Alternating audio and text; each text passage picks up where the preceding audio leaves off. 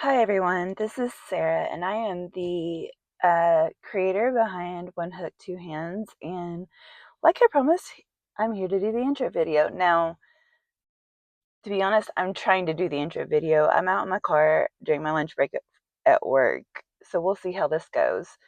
Um, but I did want to take a minute and try to introduce myself to y'all. I am in my late 30s. I've been crocheting for over 20 years. My great grandmother, who lived in Virginia, literally out in a deep holler of West Virginia, is the one who taught me how to crochet. She was left handed and so only knew how to teach left handed. And even though I am right handed, she taught me left handed crochet, and then I taught myself right handed crochet. I can do both.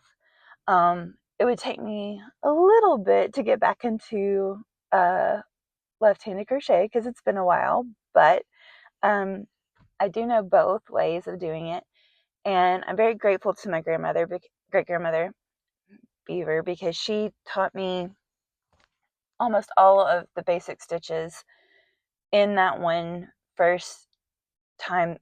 That one time she taught me how to crochet. She taught me how to granny square and build granny squares into a blanket, and um, so I did. And my first blanket, I started off good. Then I had a couple of granny squares that went really wonky. We all have that first project, right? The things that go wonky, and then we're all like, what did I do? But figured out what I did, went back, and I still included them in the blanket because I wanted to remember and to remember the growth and to, we all, like I said, we all have the wonky first project or the pattern that doesn't go exactly right. And so I'm grateful for her because she, in teaching me the initial granny square, she helped me be able to learn the single crochet, learn double crochet, learn slip stitch, learn how to chain. If you know those are your basics and you can get where you need to be. And so I'm very grateful to her for teaching me to crochet. Not only for that, but because having gone through some very difficult times in my life, I'm a survivor of child SA, and I am also a survivor of international aid work trauma. And so between those two things, crochet saved my life in some ways. Um, it helped calm and regulate my nervous system. It was the first thing that I had that helped me calm down and get me present again and really help me focus on the outside world. And there's something about the repetitive movement of crocheting that really helps me. And so I'm forever grateful that she taught me because I had a coping tool that I didn't know I needed. Now, just like any other coping tool, sometimes you can go a little extreme on it and spend way too much money and way too much time, right? But it was absolutely what I needed in one of the darkest moments of my life. And it was a part of what kept me sane and what kept me here, um, until I reached until I reached through and did the work, not only personally, but then later with the help of a therapist, and did EMDR. And truth be told, crochet is a lot like EMDR with the repetitive movement. And it really did help me start to get um, clear headed and moving on the right track. And so I started with the basics and learned from my grandmother and great grandmother. And then I went on and learned how to read patterns, which was a thing because I don't know about you if you've tried reading patterns so far, but there are plenty of patterns that are not easy to turn them into the thing that you're trying to create. And so I learned how to read and adjust or correct patterns or adjust it to my style of how I stitch and how I crochet. And that's the thing. It's like even though we all do a single crochet or a double crochet, the flourish we put on it, the signature kind of we put on it, is a little bit different. And so sometimes you have to adjust things to your particular style. And so taking patterns that either my stitches are tighter than theirs or softer than theirs and trying to adjust it, I got really good at that. And before I knew it, I was thinking in crochet. And I always tell people, everybody has their area. This may or may not be your area, but everybody has their area. And for me, I think in crochet. If you want something, I'm the person who can go, okay, I can do that. Let me think about it. And maybe I'll find a pattern, or maybe I'll create a pattern. And yes, I do have patterns I've created. Not all of them are ones that I'll ever share, but I do think through this I may put some of my patterns out there. I also, you know, love to help people. If you're having a problem with a particular pattern, I love to help people figure it out and, make the project that they're looking for. Um, I make everything from blankets to toys to sweaters to purses are a big thing. I'm actually in the process of making one for myself right now that you'll see a couple videos of. Um, you know, I just posted some of the pictures and also the picture and some of the videos of me making the granny square crochet of the triple color. And I'm actually working on doing the video for that in terms of how to make the squares and then how to go on and make put it together. Um, and you're going to be seeing that video relatively soon. Um, that will have some different colors than the ones you've been seeing in the shorts because I didn't record everything the way I probably should have to do that. So again, I'm learning the video side of this. Um, bear with me. I will do my best, but I am learning how to do the video part of this and how to record and how to post things on YouTube as we go. But um, I'm excited about being able to post, how to do the blanket that you saw me do, the grid that you saw me do. How to, and one of the videos I'm planning on doing is talking about, okay, I have this idea. How do I get the idea down to the actual product? How do I walk through the process of doing these things? Um, we'll also, during the course of this, we will talk about, um, well, I'm going to do a basic series. To be real with you, it's going to be this is a hook. This is what you need to know about your hook, etc. This is what a simple granny square is. We're going to talk about some of the simple patterns, some of the first things you learn. One of those being the granny square, and we're going to do the cluster granny square, the solid granny square, and then maybe a more intricate granny square, and like the ones that I use for my big one size fits all most Sachi sweaters. And I know I don't think I've got a short or a video of that, but I will be putting one of those up now that I've mentioned it. We'll be talking about how you can turn those squares into a bag, how you can turn them into a sweater, how you can turn them into multiple different things, as well as how do you plan? How do you pick your colors for your projects? How do you um,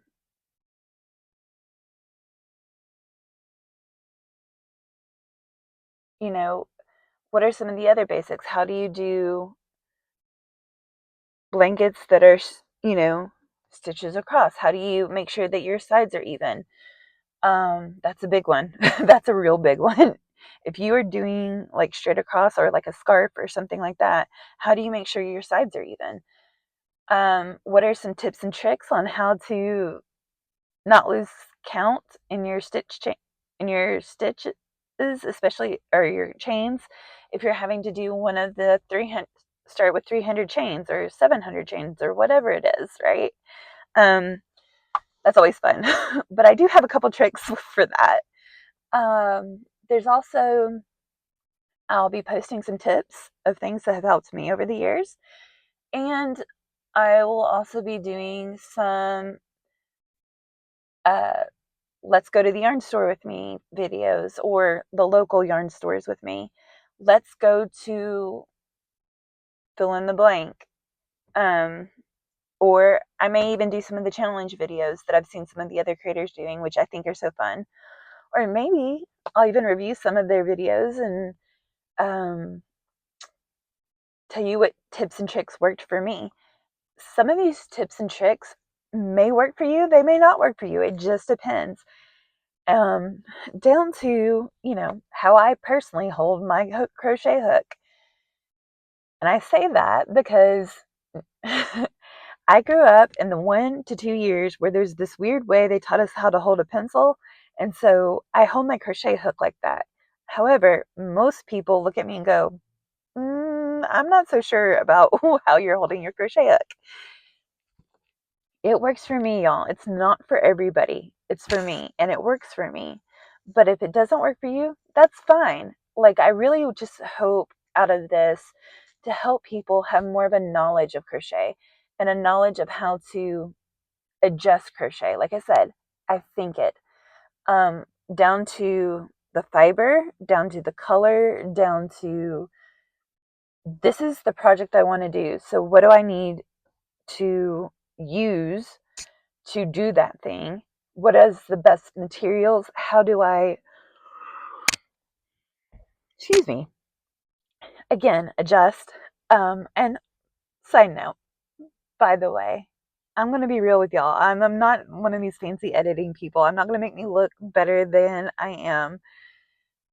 You are probably, like I said, I'm a messy crocheter. You'll probably see my messy floor at some point where I have 300 balls of yarn on the floor around me for multiple different projects. You'll probably see me yawn or my hair really messy or um, all over the place.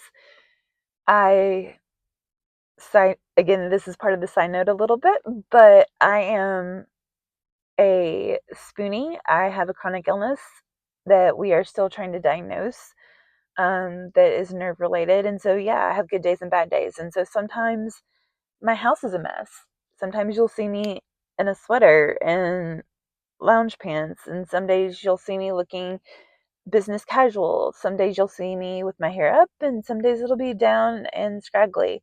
Um, it just depends on what's going on. But the truth of the matter is, this is me and this is real life. And I like being real and honest with people. And because I like being real and honest, you're going to get what's going on that day. So, going back to that, excuse me, I'm going to yawn again. I am excited to like share, like I said, the fibers and colors and how to adjust. And if you think the pattern is calling for the wrong hook size, how to maybe adjust things a little bit so it still works.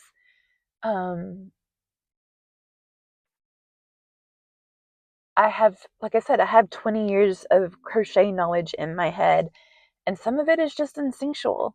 Some of it just comes from I've done this for a long time and I know what works and doesn't work, and I know what works for me and what doesn't work for me. And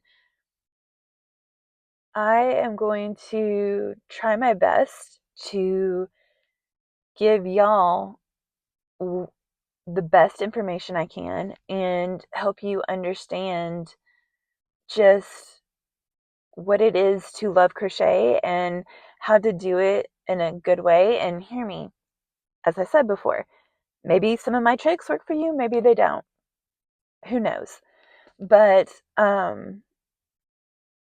the end of the day, I hope you are getting something out of this, and maybe you learned something, and maybe you try it and it doesn't work, but maybe it gets you on the step to finding what does work for you. And so my goal is just to help forward the community in whatever way I can, and also maybe help inspire somebody in something. And if even one of the things I teach or share or whatever helps y'all, then it's worth it, because ultimately I just want more people to love crochet like I love crochet. Um, like I said, it's helped save me at times in my life. It's helped me when, even in this illness, I can't do much, but I can crochet and I still feel like I have purpose because of that. And so I just pray that every day you get up and you enjoy what you're learning with me if you decide to spend your time with me. Um,